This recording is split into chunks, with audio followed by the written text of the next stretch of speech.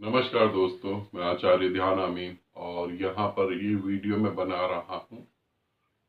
इसे समझ लेंगे तभी आप आगे वीडियो देखेंगे। ये वीडियो सिर्फ साधकों के लिए है जो साधना कर रहे हैं और जिनको परमात्मा से एक होना है। उन साधकों के लिए है जो साधना कर रहे हैं, जिनको मोक्ष प्राप्ति करनी है, उनके लिए वीडियो है। और एक क्वेश्चन जो मैंने बताया बार बार पूछा जाता है कि हमारी साधना की गति कैसे है, हमारा जीवन तो व्यर्थ नहीं जाएगा। मैंने ऑलरेडी इस पे एक वीडियो बनाई है जिसमें मैंने 12 या 13 संकेत बताए हैं कि वो आप देख सकते हैं। हमारी साधना की गति कैसी है, मैं अपने जीवन का अनुभव बता रहा हूं। इस अनुभव को आप सुने, मेरा एक्सपीरियंस और दूसरा साधक जो मुझसे जुड़ा हुआ है, जिसने मुझसे संन्यास लिया था, उसकी बात। मैं यहाँ दोनों चीजों को क्लियर कर रहा हूं, उसे सुने। और आपकी साधना कैसी चल रही है, आपकी कितनी गति हो चुकी है, आपकी कितनी गति बाकी रह गई है, आपको मोक्ष मिलेगा या नहीं मिलेगा, आपका जीवन व्यर्थ जाएगा या नहीं जाएगा, ये सारे आंसर आपको अंत में मिल जाएंगे। ये सारे आंसर, वीडियो ज्यादा लंबा होगा नहीं, ये सारे आंसर आपको अंत में मिल जाएंगे। तो आराम से 5-10 मिनट के लिए बैठ जाएं और वीडियो को ध्यान से देखें। ठीक है, एक एक बात को समझें। मैंने एक साधक को संन्यास दिया, आमीन देव। आमीन देव मुनि नाम है उनका। उनको संन्यास दिया था, 2 साल पहले की बात है। पहले से ही साधना कर रहे थे और जब संन्यास लिया तो भी साधना करी। संन्यास लेने के 2 साल के बीच में एक बार उनसे मेरी मुलाकात हुई और उन्होंने भी पूछा था कि मेरी साधना कैसे चल रही है। मैंने कहा आप मौन हो सकते हैं, आप मौन हो रहे हैं, शांत हो रहे। उन्होंने कहा मैं मौन होता हूँ गुरुदेव, 3-4 घंटे के लिए मौन रहता हूं। आपका भी आंसर होता है कि गुरुदेव मैं मौन रहता हूं, कई बार तो पूरी रात ही निकल जाती है। ध्यान से सुनना है कि आपका भी आंसर होता है। फिर उन्होंने दूसरा कहा, मैंने कहा कुछ और अनुभव। उन्होंने कहा कि गुरुदेव 24 घंटे कान में नाद सुनाई देता रहता है, 24 घंटे कंटिन्यू नाद सुनाई देता रहता है। ये आपके शब्द हैं जो साधक के थे, जो साधक ने उस समय मेरे को कहा था।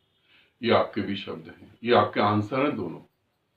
मैंने उससे कहा कि नहीं, 24 घंटे नहीं सुनाई दे सकता, आपको भी कहा है। मैंने उससे कहा कि पूरी रात तुम मौन नहीं हो सकते, ऐसा कैसे हो जाएगा? तुम मौन हो रहे हो और मुझसे इतनी भी बातें कर रहे हो, ये भी बड़ा अजीब सा है। तुमसे भी मैंने कहा है। साधक ने कहा नहीं गुरुदेव, ऐसा नहीं है, मैं मौन हो जाता हूं। मैंने कहा ध्यान से देखो, कभी विचार आते होंगे। तो उसने बोला कि पूरी रात में कभी 1-2 विचार आ जाएं, या कभी 1 घंटे में 1-2 विचार आ जाएं। मैंने कहा फिर भी साधना और अच्छे से करो, और गहराई से करो, और डूबो, और अंदर जाओ, और गति करो। तुमको भी मैंने ये शब्द कहे हैं, तुमको पूरा याद होगा, तुमको भी मैंने यही शब्द कहे हैं। साधक ने कहा ठीक है। 2 साल के बीच में ये एक मुलाकात हुई।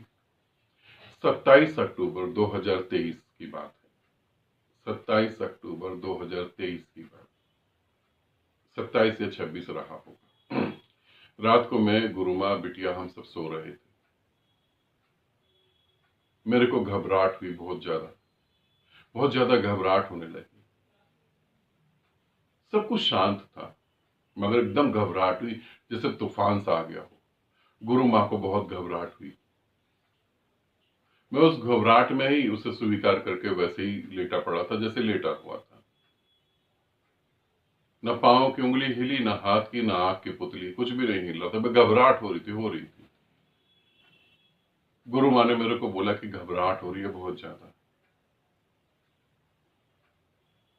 मैंने गुरु माँ के सर पे हाथ रखा। मैंने कहा कोई बात नहीं, सो जाओ, कोई बात नहीं, सुबह हम बात कर लेंगे।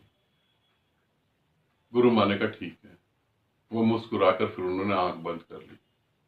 मगर थोड़ी देर के अंदर मेरे अंदर विचार पैदा हुए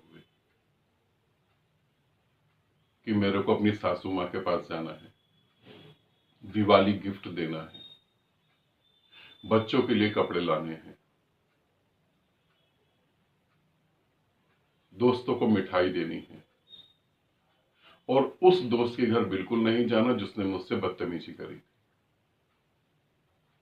और पड़ोसियों के घर वो गिफ्ट देना है जो गिफ्ट सबसे थर्ड क्लास और घटिया हो।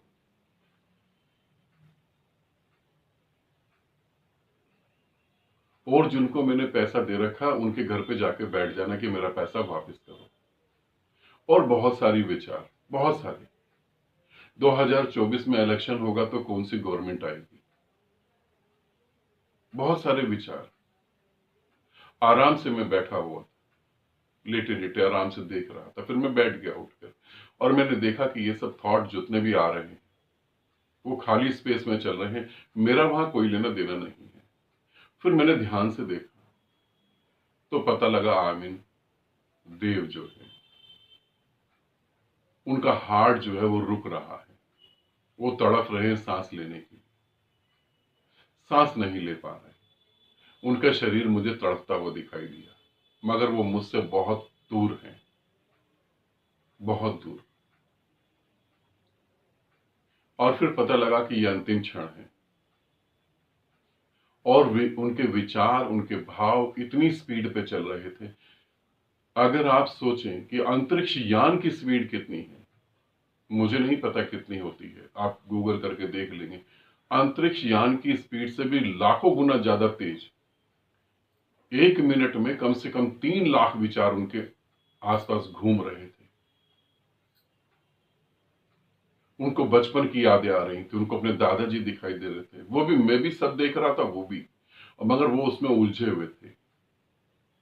ये नहीं करूंगा, वो करूंगा, ऐसा कर दूंगा, वैसा कर दूंगा। सांस नहीं ले पा रहे थे, शरीर तड़प रहा था, चिल्ला नहीं पा रहे थे। पत्नी साथ में ही लेटी थी, मगर पत्नी को पता नहीं लग पा रहा। और ठीक 4 बज के कुछ मिनट पर, 4 बज के शायद 17 या 20 मिनट हुए होंगे, उनका शरीर छूट गया, उनकी मृत्यु हो गई। रात 1 बजे से लेकर 4 बजे तक यही सब चलता रहा, उनकी मृत्यु हो गई। एक भी विचार गुरु के प्रति नहीं था, एक भी क्षण मौन नहीं था, एक भी क्षण शून्य नहीं था उनके अंदर। सिर्फ बेचैनी। बच्चे, परिवार, सासू माँ, पिताजी, दादाजी, अड़ोसी पड़ोसी, गवर्नमेंट, पता नहीं क्या क्या, और सिर्फ यही विचार थे। और उनकी मृत्यु हो गई। मृत्यु के क्षण भी उनका मोह जो है अपने घर के ही प्रति बना हुआ था। मैं उन्हें देख रहा था, मैं उनके वहां पर भी खड़ा हुआ था जहां उनके प्राण त्याग रहे थे, जहां प्राण निकल रहे थे, मैं वहां पे उपस्थित था, मगर वो मुझे देख ही ना पाए। क्या तुम्हारे साथ अगर मृत्यु आ जाए तो क्या करेंगे? तुम्हारे साथ अगर आज रात को ये घट गया तो तुम्हें क्या लगता है? तुम्हारे साथ आज अभी दिन में ही घट गया तो, ऑफिस में बैठे हैं, ड्राइव कर रहे हैं, कुछ भी कर रहे हैं, अचानक ही कुछ हो गया तो कौन से विचार तुम्हारे साथ होंगे? मेरे प्रति, शून्य के प्रति, परमात्मा के प्रति, किसके प्रति तुम्हारे मन में विचार होंगे? तुम्हारी साधना की स्थिति क्या है? तुम मोक्ष को प्राप्त हो पाओगे, नहीं हो पाओगे?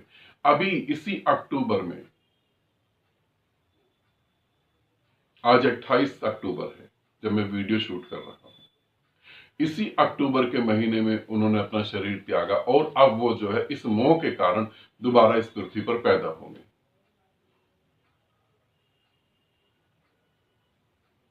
क्या सोचते हो तुम? तुम्हारा उत्तर क्या होगा अपने लिए? मेरे लिए नहीं, अपने लिए क्या होगा उत्तर? तुम कहोगे नहीं नहीं गुरुदेव, हम तो आपके प्रति सोचेंगे, आपके प्रति समर्पित हैं।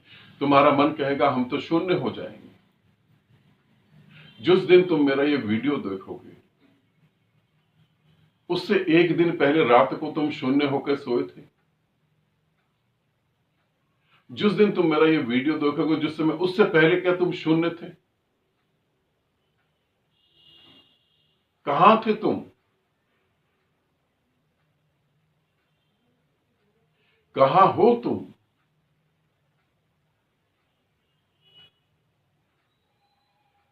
तुम मन के धोखे में मत रहना। और मैं कहीं पीछे नहीं हट रहा हूं, मैं तुम्हें प्रतिपल बता रहा हूं। तुम अब भी देखो, तुम सोच रहे हो, कहां हो तुम फिर? मोक्ष की बातें कर लेना अलग बात है, गुरु प्रेम की बातें करना अलग है, गुरु भक्ति की बात करना अलग है। तुम अभी कहां हो?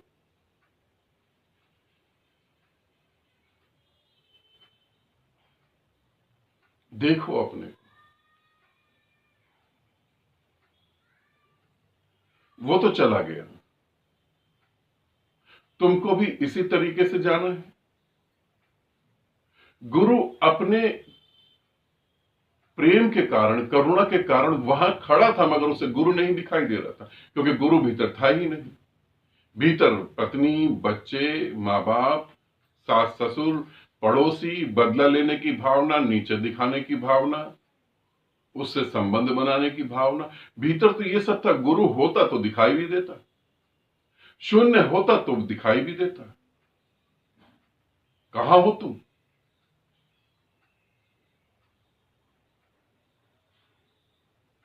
अब उसका जन्म जब होगा तो तुम्हें क्या लगता है जन्म होते ही वो किसी सदगुरु को पकड़ लेगा? जो चीजें अधूरी छूटी हैं उन्हें पकड़ेगा। सदगुरु अधूरा थोड़ी ना छूटा उसका। सदगुरु तो अधूरा जब छूटता जब सदगुरु होता। जो है ही नहीं वो अधूरा कहां से छूटा? अधूरा छूट गई सासू मां, अधूरा छूट गए बीवी बच्चे, अधूरे छूट गए बदला लेने वाले, अधूरे छूट गए पड़ोसी। वो इस पृथ्वी पर दोबारा किसको पूर्ण करने के लिए आएगा? साधना तो थी नहीं, तो अधूरी साधना कैसे पूरी करेगा? मेरा वीडियो बनाने का मकसद सिर्फ इतना ही है कि तुम्हें हकीकत क्या है वो दिखा दूं।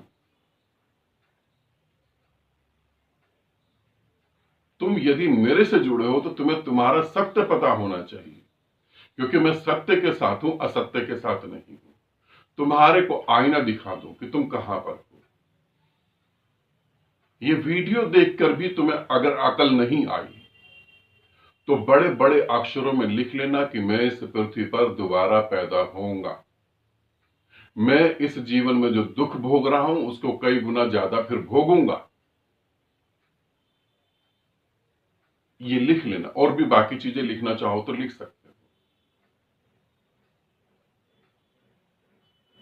ये मेरे साधकों के लिए वीडियो है, और साधकों की मैं बात नहीं कर रहा। ठीक है, आनंदित रहो, सदा खुश रहो। बहुत बहुत प्रेम आप सभी को।